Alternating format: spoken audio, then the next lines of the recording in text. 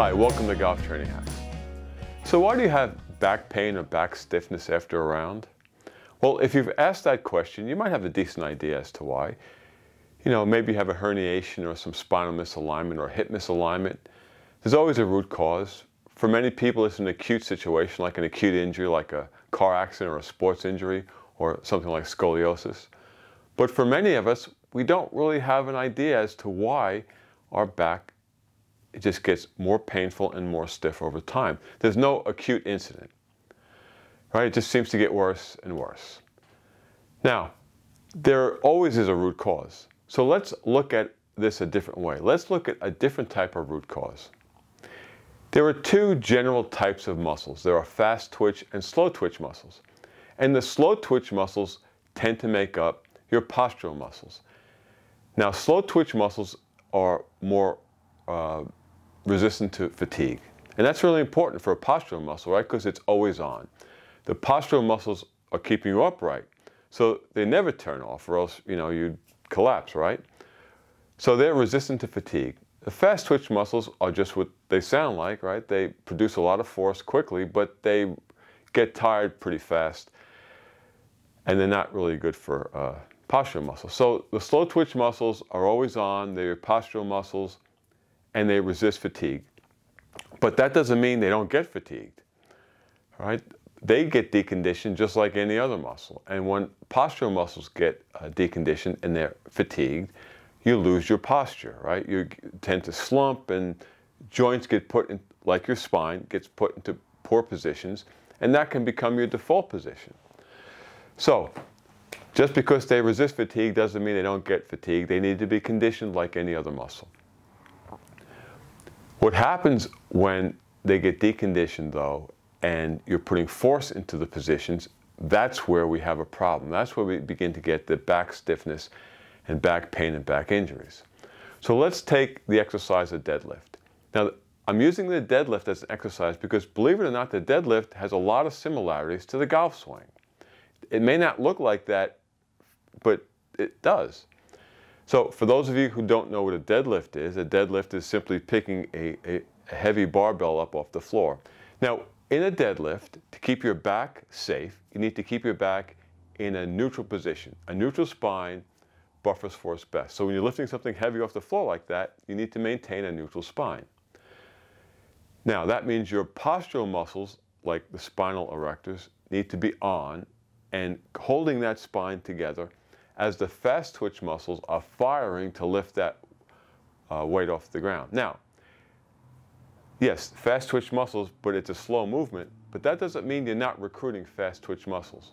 When you're putting a lot of force into, an exercise, like picking something heavy off the ground, the way the muscles are recruited is that you do recruit your fast twitch muscles. And in fact, if your intention is to pick that weight up fast, but you're not moving fast, which is impossible when it's a heavy weight, you're actually recruiting those fast twitch muscles even more effectively.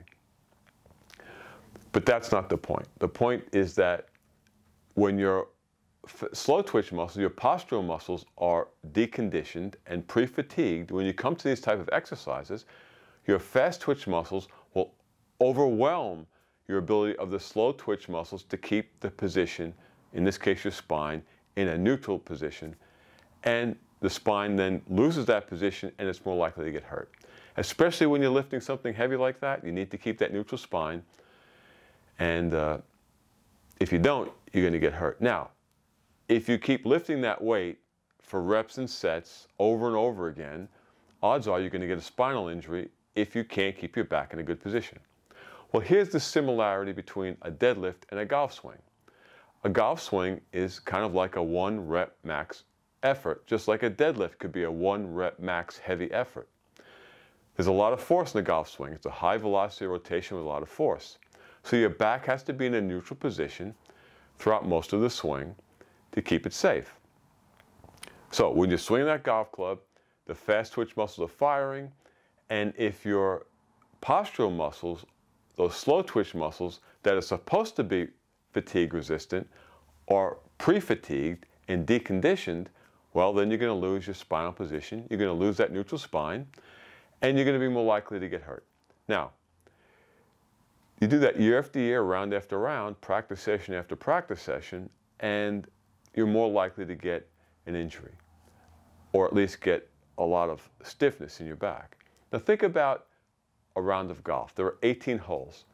So you're probably swinging hard twice in each hole, roughly. So that's 36, 1 rep max efforts, just like a deadlift. You could be doing, let's say, 10 1 rep max efforts in a deadlift workout. Because deadlifts aren't meant to be, 30 reps. They're meant to be like 1, 2, 3, 4, 5 reps. But you get the point. It's a high velocity, high force, 1 rep movement that you need to keep your spine stable. That means your postural muscles need to be conditioned so they can keep the force, their force on the spine, to keep it in that neutral spine while those fast twitch muscles are firing and delivering the club into the ball. That's why isometric work is so important. Isometrics will help you keep your postural muscles conditioned. So things like planks, front carries, and farmer carries are really good to help you improve the condition of your slow twitch muscles, those postural muscles that need to be on all the time, especially when you're performing a high force movement like a deadlift or a golf swing. So if you found that helpful, give us a thumbs up and subscribe to the channel. We'd really appreciate it. And don't forget, check out other videos on the channel to help you improve your movement quality and keep that youthful fluid swing while staying injury-free.